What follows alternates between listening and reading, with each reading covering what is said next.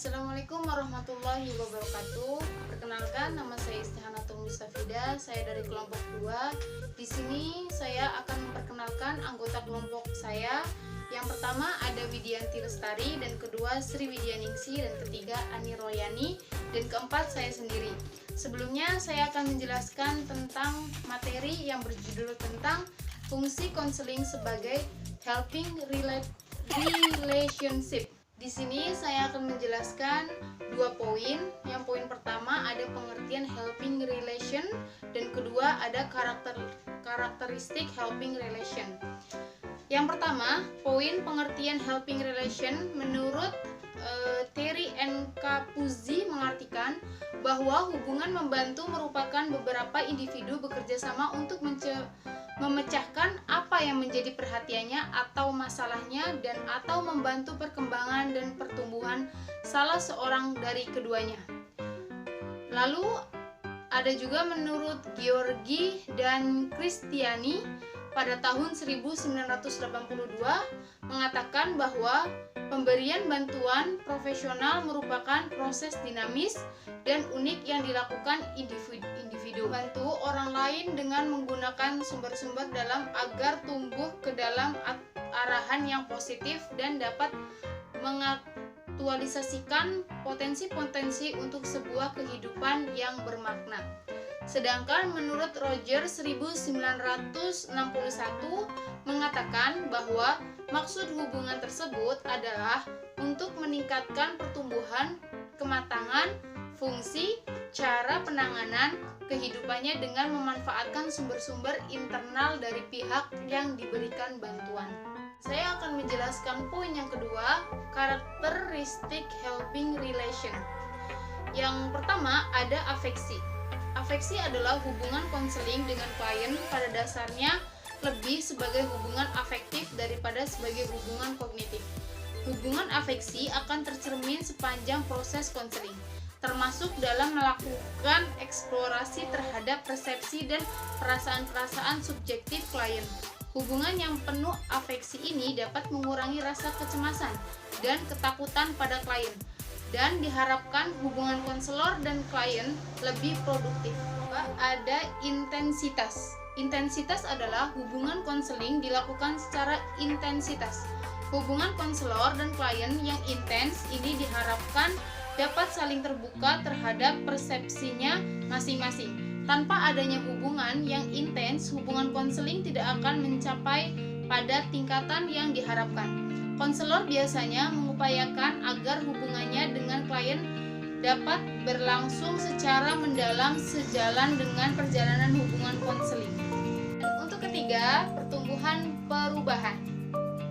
Pertumbuhan dan perubahan adalah hubungan konseling bersifat dinamis. Hubungan konseling terus berkembang sebagaimana pertumbuhan yang terjadi pada konselor dan klien. Hubungan tersebut dikatakan dinamis jika dari waktu ke waktu terus terjadi peningkatan hubungan konselor, klien, pengalaman bagi klien, dan tanggung jawabnya. Dengan demikian, pada klien terjadi pengalaman belajar untuk memahami dirinya sekaligus bertanggung jawab untuk mengembangkan dirinya. Yang keempat ada dorongan.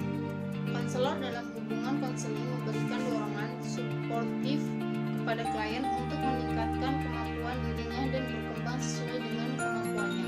Dalam hubungan konseling, konselor juga perlu memberikan dorongan atas keinginannya untuk perubahan perilaku dan memperbaiki keadaannya sendiri sekaligus memberi motivasi untuk berani mengambil resiko dari keputusannya. Assalamualaikum warahmatullahi wabarakatuh. Perkenalkan, nama saya Widianti Lestari akan menjelaskan ciri-ciri helping relationship. Yang pertama itu ada hubungan helping. Hubungan helping adalah penuh makna dan bermanfaat. Yang kedua itu afeksi sangat mencolok dalam hubungan helping.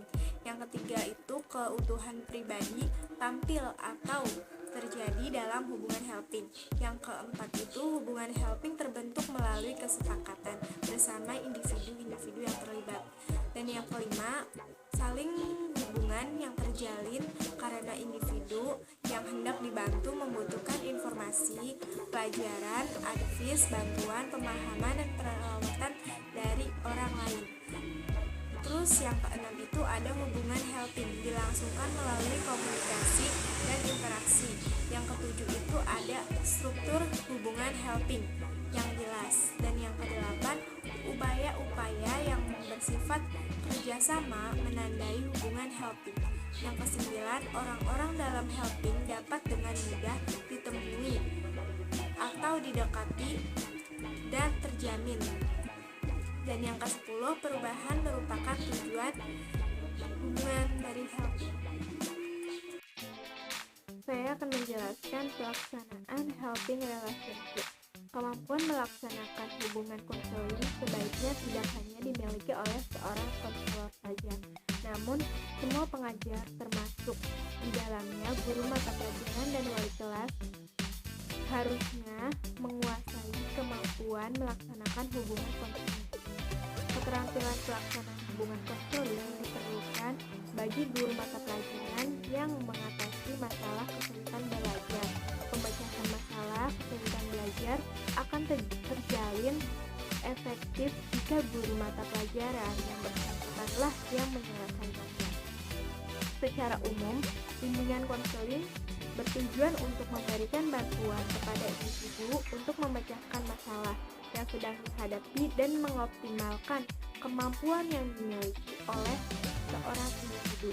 Hubungan konseling tidak hanya dilakukan oleh seorang konselor dan guru saja, namun masih ada beberapa bidang atau profesi yang melakukan hubungan konseling. Bidang tersebut adalah sebagai berikut, seperti dunia kedokteran atau kesehatan, perusahaan dan industri, serta bidang pendidikan. Pada umumnya, bidang pendidikan selalu berhubungan dengan kegiatan bimbingan. Bimbingan dilaksanakan agar anak didik menjadi kreatif, produktif, dan mandiri. Dan sebagai langkah awal dalam kegiatan helping relationship adalah memahami klien. Klien adalah semua individu yang diberi bantuan secara profesional oleh seorang konselor pembimbing, baik atas permintaan dirinya sendiri ataupun pihak klien. Hubungannya dengan yang sering kita temukan di lapangan adalah klien yang kita hadapi, klien yang diberi bantuan bukan atas dasar permintaannya sendiri, melainkan atas permintaan orang lain, terutama kita sebagai pengajar mata pelajaran yang bersangkutan. Dari ketiga hal yang telah diuraikan di atas, dapatlah disimpulkan bahwa tahap-tahap konseling dapat dilakukan seperti yang pertama itu ada tahap awal, meliputi kegiatan attending, keterampilan menghampiri, menyapa, dan membuat klien betah dan mau berbicara dengan konselor. Yang kedua itu tahap pertengahan. Teknik yang dibutuhkan pada tahap ini adalah memimpin, memfokuskan, mendorong, seperti menginformasikan, memberi nasihat, menyimpulkan sementara, dan bertanya terbuka. Dan yang ketiga itu ada tahap akhir. Tahap ini disebut sebagai counseling action. Teknik yang dapat dilakukan pada tahap ini adalah menyimpulkan, memimpin, dan merencanakan, mengevaluasi, dan mengakhiri proses counseling. Terima kasih. Telah disimpulkan bahwa tahap-tahap konseling dapat dilakukan seperti yang pertama itu ada tahap awal, meliputi kegiatan attending, keterampilan menghampiri, menyapa, dan membuat klien betah dan mau berbicara dengan konselor.